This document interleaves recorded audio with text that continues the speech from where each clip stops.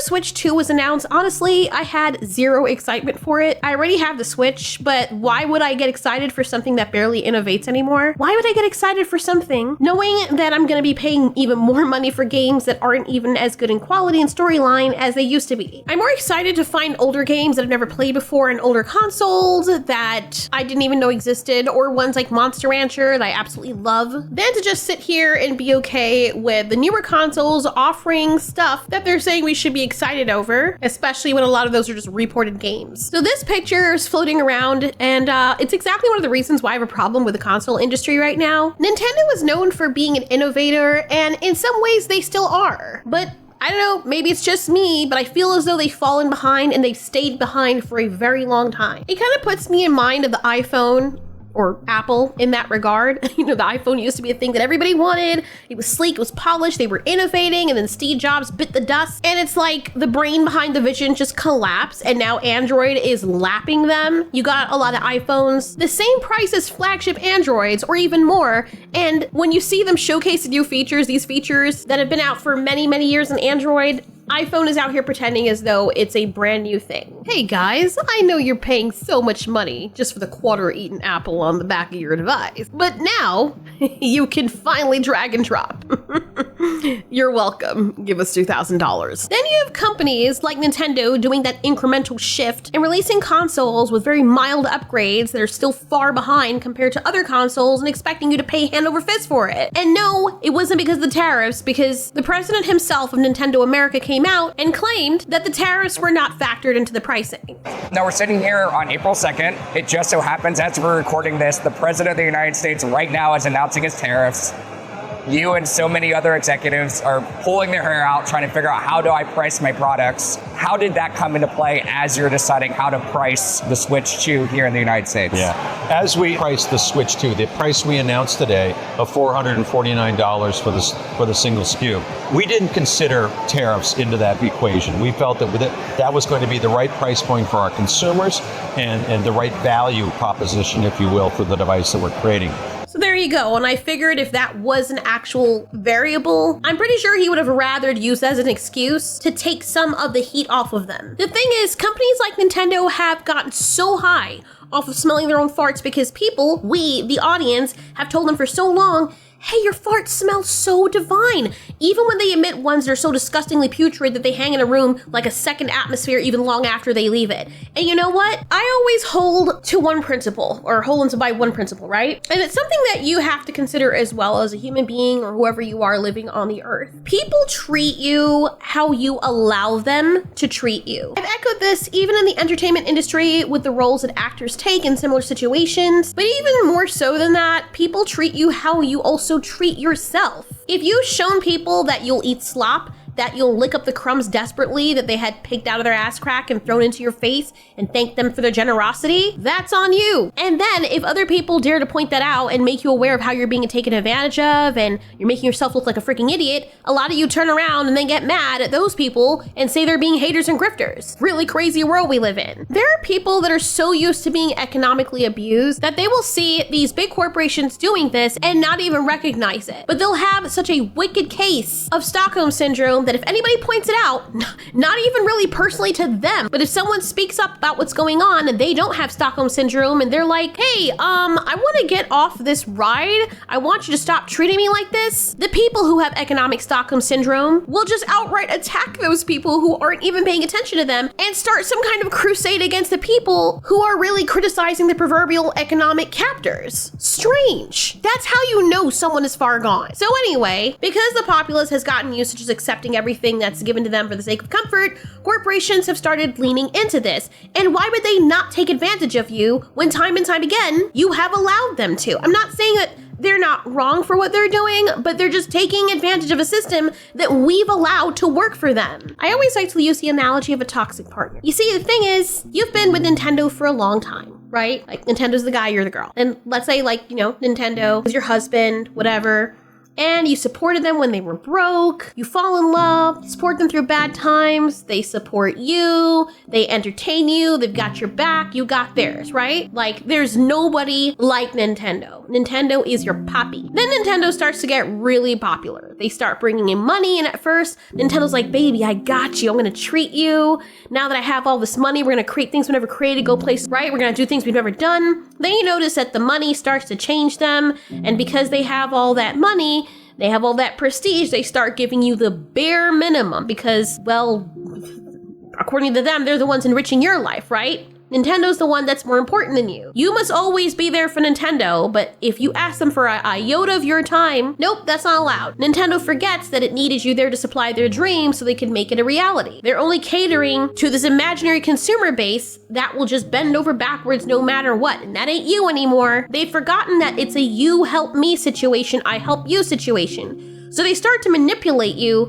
and gaslight you into thinking they're actually helping you out or being a good partner when in fact, they're giving you dick. Oh, sorry, no, they're not giving you that. They're not even giving you that, right?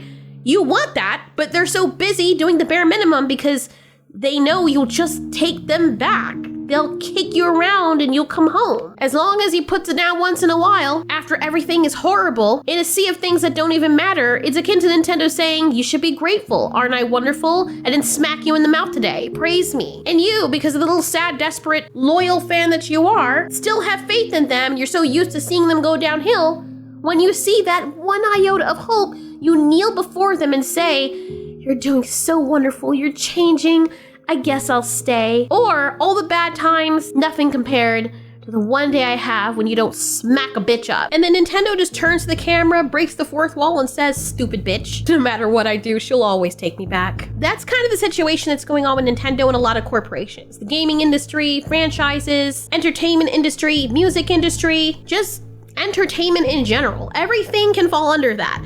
It's not even just entertainment though. It's also products, subscriptions. Well, for the companies, if you can transform everything to some form of subscription service. To this vision, we're moving from ownership to access. We're not buying things anymore. We're not buying products. We're not buying stuff. We don't buy DVDs. Instead, we subscribe to services like Spotify. We don't really buy software and install it and deal with the servers. Instead, we subscribe to things like Salesforce and Google. How far can this business model go? In 2022, BMW tried locking heated seats in their new vehicles behind a subscription paywall for $18 a month. The components for these heated seats were already installed into the vehicles, but BMW placed a block on the software to prevent functionality of this feature. Now, instead of having to pay for this feature up front when selecting a new vehicle, they tried locking it behind a microtransaction. It wasn't just heated seats though, because of course you're going to want the heated steering wheel too. They figure if everyone is doing it and we provide something that they don't have any choice but to get, they'll just keep paying for it forever just to have access. We got them. Got them. We fucking got them. I tried explaining this to my husband, even with the App Store. I used to be someone who downloaded so much software just to get the stuff I want to try out because I like using new tech and new software and new games and stuff to enrich my life. And it's been a long time since I've actually downloaded an app. And since we both got new phones, he went to the App Store and he was there for like 2 days, still trying to find a simple app to map out our weightlifting plan. We've always been kind of aimless when we're lifting weights, but it's much easier to keeping a log of the reps and sets and exercises you're supposed to do on certain days for certain exercises. So he wanted a simple app like that. I swear to God, this is not a segue into some sponsorship, no. But it kind of sounds like that, right? But we just wanted a simple app that just gives a timer and a calculation for the reps we're allowed to do based on our maximum output. Every single app he found required a freaking subscription, or they just give you jack shit to coerce you into signing up for a subscription or giving your email like, oh wow, you want to put in how many reps you should do for this exercise? You want to see, there's only 2 available. You want to see these other potential exercises you might want to log? You got to give your email. You got to sign up for $5 a freaking month. Like, why? Why? ¿Por qué? People are asking for $3.99 a month for a stupid simple app that should cost at max $3.99 outright lifetime. The greed is freaking incessant, and it's there because we've allowed it to run rampant. So this is why people were boycotting Nintendo when the Switch 2 with prices and the prices of the games came out, because the price hikes are just ridiculous and they're charging for every single thing. It's not just that everything is expensive, but every little thing that ordinarily would be free on other consoles or that Nintendo used to make for free or just comes with it is now a freaking other paywall. Something's locked behind a paywall, a button that's built into the console or a part of the console is now locked behind a paywall. You can't even use it if you don't pay. A lot of the things that people also have an issue with involve older games and hardware still selling for these ridiculous prices, even in 2025. The Nintendo Switch came out in 2017? Every other console or product usually sees a decrease in price over time. Not Nintendo though. We've got to keep that price up for the Nintendo Switch because here's a Switch Lite, or let's just call it something else and release it, and there's barely any improvements, but they're still asking us for premium prices. Because we now have 100% confirmation that the C button on the Nintendo Switch 2 is actually going to cost you. Now I do believe they mentioned this in the Direct, but I think it just got overshadowed, but now it's like coming to light for a lot of people. Yes, you will need Nintendo Online in order to use their Discord. And then they also say, hey, if you can't afford the Switch 2, remember, we still got the Switch 1. Yeah, sounding a little familiar. And then they've got the gall to charge for their welcome tour, and they're like, it's just $10. We worked hard on this. Okay, cool. And now no one's gonna see it because we're not buying it. And this is all after they opened the floodgates of having $80 video games and this fluctuating prices. Doug Bowser himself has confirmed they have not put a cap on this. $80 does not mean it's gonna be the maximum. But here's what kills me more. I cannot wait to see 50% of the comments and several stitches of this video defending this crap. Because if there's two fan bases in this world who cannot take criticism, it's Nintendo fans and Soulsborne fans. Because for some reason they can't understand this mutual exclusivity, that I enjoy the things Nintendo puts out and I'm looking forward to this Switch in their game, but also being critical on how they're going about this. The business model of Nintendo is incredibly frustrating because every one of you just eat it up. They charge $80 and you say, I'd pay $100. They charge you for online features. You go, it's only $20. I gotta have that webcam in 480p. I'm incredibly excited for Dustbloods, the new Metroid Prime, the new Donkey Kong games looks awesome. You better believe I'm super stoked for Kirby Air Ride. I'm glad the tech in this thing seems to be significantly better. I personally have been asking for a more powerful console, but you can still be excited for this while being critical. I don't know why that's so freaking hard for people to understand. The games as well that are exclusive to the console, like Zelda or Mario, they barely drop in price. And you know, some people might not take issue with this, and that's fine. But in modern times, a lot of their games are buggy. But if you play older games from the older systems, they don't have this issue. As someone who loves Pokemon, I actually dropped playing Pokemon Scarlet and Violet because it was just like, yuck. It felt like an early draft, early access game that shouldn't cost any money. Not just that, but it felt very off, like very incomplete, very corporate. It just didn't feel like Pokemon anymore. It felt like something wearing a Pokemon skin. And that's why people gave him shit when they went after Palworld, because Palworld is actually doing something innovative. The thing is, they really couldn't get much on Palworld, but you know they were tight with how successful Palworld got when they saw that. Like, people are just always so eager to bend over backwards to defend Nintendo, even in situations where it had nothing to do with anything that Nintendo has, but one of the freaking monster's ears in some other game happens to look a little bit too much like Pikachu's ears, even though Nintendo themselves also took huge inspiration from previous games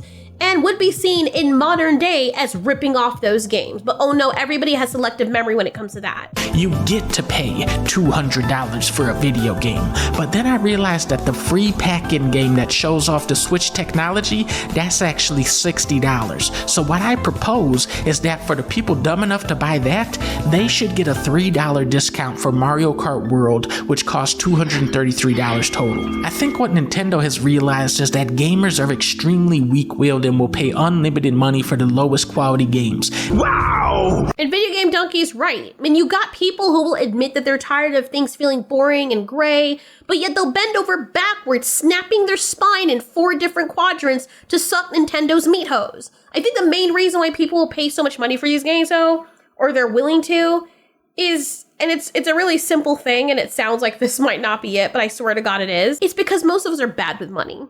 Let's just be honest. There are a lot of people here who make fun of rich people and don't like them, and the main reasons they don't like rich people isn't because rich people are corrupt. No, that's not the number one reason. Yes, there are a lot of rich people that are corrupt, but there are also a lot of rich people that are just living their lives and not bothering anybody, and they give to charities and they help out and they live well. But the thing is, the people that are the most angry are the ones that don't have that want that. My godfather has a freaking mansion in the islands, and he's wealthy and he's just living his life. I mean, his ex-wife kind of gouged the hell out of him, but still, he's living very well, and the dude is in his early 50s, he's an older man, yet he's out there looking like he's 30 with his physique, chasing women, playing in sports, enjoying himself, giving to charities, but he's living a life that most of us would live if we had that kind of money. We all get salty over things that we don't have that we want. Every single one of us will probably turn our nose up at rich people, but if someone came and offered you $50 million, you wouldn't have shit to say. And you would probably make all the same moves that rich people are making. If someone asked you, if they said to you, I will give you $10 million to eat my freaking week old turds, you'd be like, gobble, gobble, master, let's go. Like, a lot of you people are like, oh, I'd never do that. I would never suck it. Yes, you would. Yes, you would. For the right price. Everyone says everyone has a price. There's a reason why people say that. Because for the right price, you would find some donkey dick dude and you would do that. It would be uncomfortable and you probably wouldn't want people knowing about it, but you the rationale in your head is, look, I will asphyxiate on that freaking piece of turgid flesh so that I could get $10 million. Some people would do it for way less, just saying. And some people would probably be so happy with the offer that they throw in a second service for free. And I'm talking about straight dudes. Yes, I am. There are people out there that would probably risk dying and coming back to life for chopping off their arm just to get that kind of money. And then every single one of you would turn into Belinda from White Lotus, from a humble, nice person to the person who cuts off people that you like and that you care for because situations have changed for you. I can't tell you how mad this bitch made me. I swear to God, like she went from being my favorite character to just really freaking icky, because money really does change people, and every single one of us, if it doesn't change your circumstance, it changes your personality, or both. I know I'm not supposed to be attached to this kind of stuff, and I don't want to think that I am, but like, I don't know, I think I am. Oh, I know I am. Like the idea that I'm like this princess who needs things to be a certain way, it's just so pathetic. So yeah, just like those dudes in White Lotus, you would be making those same moves. You would be moving exactly in the same way a lot of those rich people, if you were smart, that is. You'd be cutting off people who mismanage their money, even though a lot of you, I know, most of you, if you got that kind of money all of a sudden that you didn't really work for, you'd mismanage the hell out of it and blow it all in within a year. But you see, the smart people would be quite content with making that money work for them and investing and never having to worry again. They would, regardless of your color, fly out of a neighborhood that they no longer feel safe in because those people would target them because of how much money they have. Please tell me, which one of y'all would give away every cent or 70% of what you had if you got rich to people all around you that didn't get that and that didn't work for it or was as successful as you in swallowing the body part that you were required to swallow to get that? Which one of you would do that? People say that with money, you know, you should just give it away. Give all your money away. Would you? Especially if you worked your ass off to build an empire for your family. Don't lie, most of you would not. It doesn't even matter. Even if you were given it for free, most of you would not. And I say that to say we're all humans. But the reason why most of us aren't rich, or at the very least financially well off, is not just because our daddies didn't become oil emperors or whatever. It's because we were taught to be consumers and to conform and to swallow and swallow well. Don't spit, just swallow everything that the corporations force down your throat. We were taught to consume, not produce. It's why we're called consumers. It takes a lot less risk and effort to do so. And some people say they're happy with just going to a 9 to 5 and having that routine and never having to think. That's easy. That's what most people do. Some people are happy with daddy government taking care of them and having every single one of their rights taken away as long as they don't have to think or do anything. They'll complain and complain that more rights are being taken away from them, but they won't do shit. But it just keep happening over and over because it's easier than fighting or standing up or going against the grain. Instant gratification falls in line with that. And that's why when companies like Nintendo hike up the prices for things, it's easier to just complain and then buy it anyway. Because boycotting or going without your precious pieces of entertainment is much harder than standing up for what you believe in. People who are bad with money are the people who don't have the discipline to delay instant gratification. Oh dear God, they're charging $100 for a game that I really want. Well, if I pay $100 for that game, it's going to reinforce them charging $100 for other games, and then other companies are going to see this and do the same thing. I can boycott it, but then every other one of my friends and family are going to get it and not boycott it. I'm going to be missing out. What am I going to do? Yep, you'll be missing out, you know. You'll You'll still be upset. You'll still want it. You know what you'll still have, though?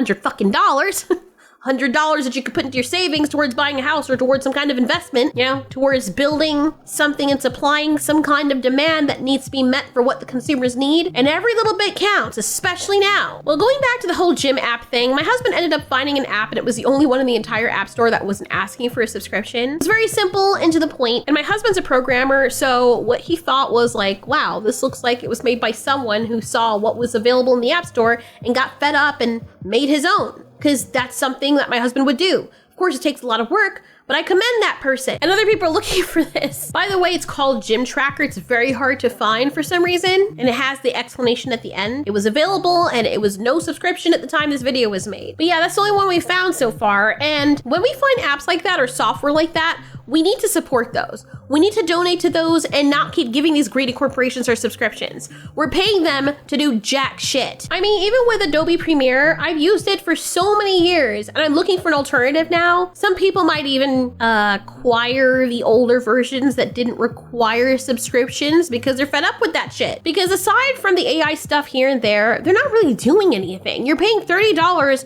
per software, sometimes up to $40 per software, depending on the software, and the whole suite to do jack shit. I mean, I use CapCut more than I use Premiere now, and I only use Premiere for my story stuff, and that's because it's easier to record a voiceover in Premiere than it is CapCut. Because CapCut has a stupid timer thing, and you can't opt out of it for recording. I don't know why. But the minute they fix that, I will dump Premiere because I barely ever use it. Like, that's the only thing I ever use it for. I still use Audition, though. But the point is, I don't think I'm the only one who's getting sick and tired of these people price gouging. Games are unfinished, but you're still paying $70 for them. We're getting microtransactions in full price games, which makes no freaking sense. That's not the victory.